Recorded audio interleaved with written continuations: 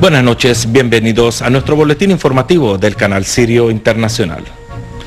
El canciller sirio Walid al-Muallem dirigió mensajes al secretario general de las Naciones Unidas, al presidente del Consejo de Seguridad Internacional, al presidente del Consejo de los Derechos Humanos, al director de la Delegación Internacional de la Cruz Roja y a la Comisionada Suprema de los Derechos Humanos relacionados con los incesantes violaciones cometidas por Israel en el Golán sirio ocupado y con la detención de varios ciudadanos sirios golaneses vecinos del poblado de Maid el-Shams bajo falsas y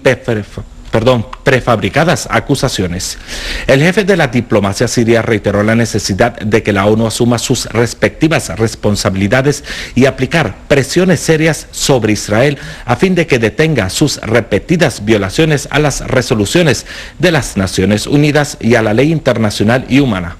Asimismo, exigió la puesta en libertad a todos los detenidos sirios que se encuentran en las cárceles de la ocupación y la total retirada de Israel del Golán sirio ocupado conforme a las resoluciones internacionales en cuestión.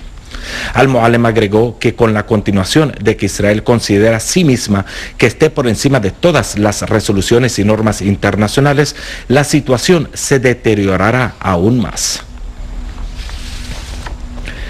El ministro de Exteriores, Walid al-Muallem, examinó con la delegación del Partido del Congreso Nacional de Sudán, encabezada por el vicepresidente de dicho partido, Nafi Ali Nafi, las relaciones bilaterales entre los dos países hermanos y los últimos acontecimientos en la región, especialmente en Sudán, así como los esfuerzos desempeñados para fortalecer la solidaridad árabe.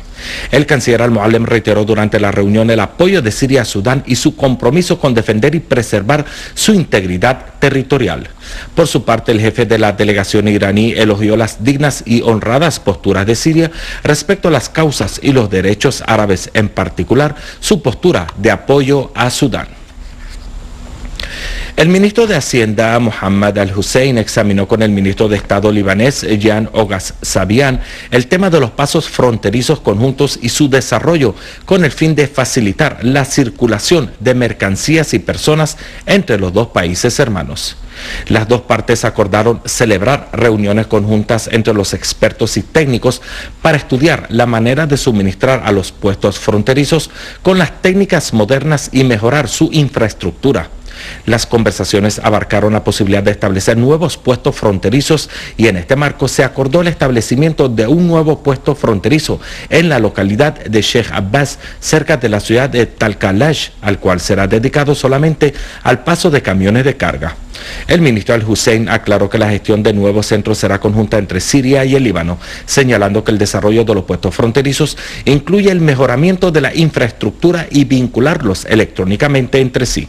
A su vez, el ministro Ogas Sabian consideró que los debates que tuvieron lugar durante las reuniones han sido útiles y productivos y fundan para una nueva base que pueda desarrollar los puestos fronterizos entre Siria y el Líbano. El Consejo Empresarial Sirio-Español celebró su primera reunión en la capital Damasco en presencia de varios empresarios y hombres de negocio. La jefa del Consejo Empresarial Sirio-Español, Asel Al-Taye, aclaró que la tarea del Consejo es reforzar el comercio bilateral entre los dos países y alentar a los empresarios de ambos países a realizar inversiones conjuntas en todos los sectores. Así hizo referencia a los lazos históricos entre los dos países y a los acuerdos firmados y subrayó la importancia del papel del Consejo en mejorar las relaciones económicas y elevarlas a nivel de las relaciones políticas. Por su parte, el embajador español en Damasco, Juan Serrat, aludió a las relaciones distinguidas entre Siria y España y al desarrollo que tiene lugar en Siria gracias a las facilidades y legislaciones que estimulan la inversión, reiterando el deseo de España de dirigirse al mercado sirio para invertir en el mismo. Cabe destacar que el volumen del intercambio comercial entre los dos países ha llegado en los últimos 5 años a casi $1.000 millones. El segundo foro de continuidad cultural entre el este y el oeste de la nación árabe continuó sus actividades en un segundo día que incluyó el tema La causa de Palestina de forma creativa en la novela y la poesía entre el este y el oeste. en donde el doctor Faisal Daraji aludió a las razones que incluyeron a Palestina en la creatividad árabe y fue demostrada por el compromiso de la literatura árabe con la cuestión de Palestina por el mismo compromiso con la identidad cultural árabe, destacando el rol del progreso y resistente de la literatura árabe que ha llamado desde sus inicios a la independencia, la libertad y el progreso. En el mismo contexto, el doctor Metri Nabjan vio la importancia de la palabra y su activo papel en la vida, siendo luz y fuego, hablando de los poetas Suleiman al-Isa y su obra Asuntos Palestinos, y el poeta marroquí Mufdi Zakaria, mediante su obra Durante la llamada Sagrada.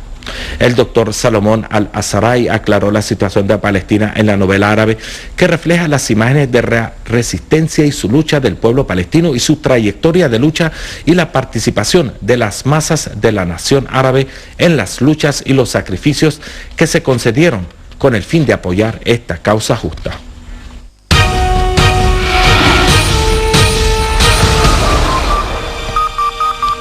En los territorios palestinos ocupados, las fuerzas de ocupación israelíes irrumpieron en el poblado de Yalbun, al este de la ciudad de Jenin, en Cisjordania, donde detuvieron a 30 palestinos de una misma familia, después de allanar decenas de viviendas. Asimismo, tropas de la ocupación sionista bloquearon a la localidad de Faresie, perteneciente a la ciudad de Tubas, donde las excavadoras demolieron viviendas palestinas en medio de una indignación por parte de los palestinos que defendieron sus casas y propiedades del agresor israelí.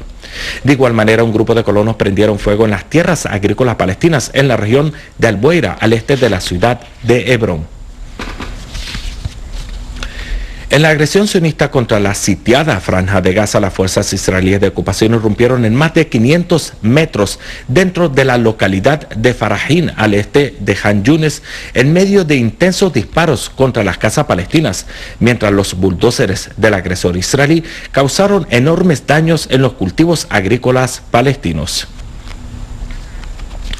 Con respecto al crimen del asesinato del líder del movimiento de la resistencia palestina Hamas, Mahmoud al-Mabhouh, en Dubái, el Tribunal de Apelación de Varsovia dictaminó una sentencia que apoya la decisión del tribunal de entregar a Alemania al agente del Mossad Ori Brodsky, involucrado en el asesinato de al-Mabhouh.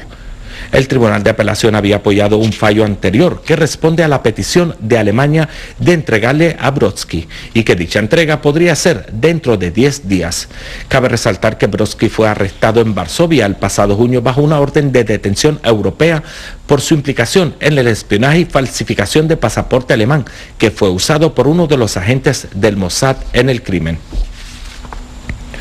En el Líbano, el diputado Walid Jonblat, jefe del Partido Socialista y Progresista Libanés, afirmó que el esfuerzo árabe conjunto sirio-saudí constituye la clave para la estabilidad en el Líbano y es el que condujo en el pasado al acuerdo de Taif, que aboga por una relación distinguida entre el Líbano y Siria. En una conferencia de prensa celebrada en Beirut, Jonblat llamó a estar siempre atentos y prudentes de los planes israelíes encaminados a la introducción del Líbano en una discordia a través del uso del Tribunal Internacional en el asesinato del ex primer ministro libanés Rafik al-Hariri por otros fines. Asimismo, Jonblat consideró que el mantenimiento de las armas de la resistencia y armar al ejército es lo más seguro para defender al Líbano.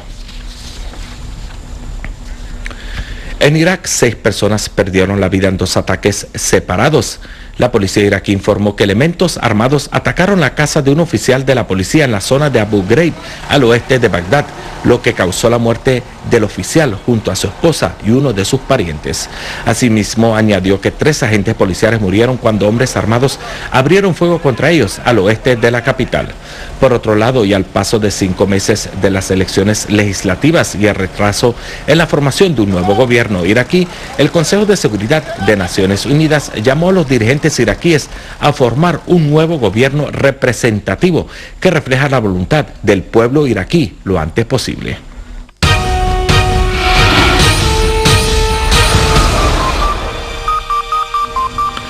En Afganistán, 18 civiles afganos perecieron en un bombardeo norteamericano contra la provincia de Kandahar, al este del país. Por otra parte, las tropas de la OTAN reconocieron que varios de sus soldados resultaron heridos en un ataque contra un convoy conjunto de sus tropas con las fuerzas afganas en la provincia de Kunduz, al norte de Afganistán. Así, el Ministerio del Interior afgano anunció la muerte de 7 policías y la herida de 7 civiles en el ataque que ocurrió en la provincia. En Pakistán, las Naciones Unidas anunció que cerca de 1 millón de personas han sido desplazadas por las inundaciones, advirtiendo que la cifra podría aumentar con la propagación de la cólera y la destrucción de 100.000 casas, mientras las inundaciones arrasaron a los cultivos agrícolas. Informes de agencias de prensa hablan que entre 2 a 3 millones de personas han sido desplazadas de sus hogares debido a las lluvias y a las inundaciones al noroeste del país. Cabe resaltar que las peores inundaciones que golpean a Pakistán desde 80 años amenazan la vida de millones de personas en la región de Sindh. Esto ha sido todo por hoy. Gracias por la atención prestada y que pasen buenas noches. Hasta mañana.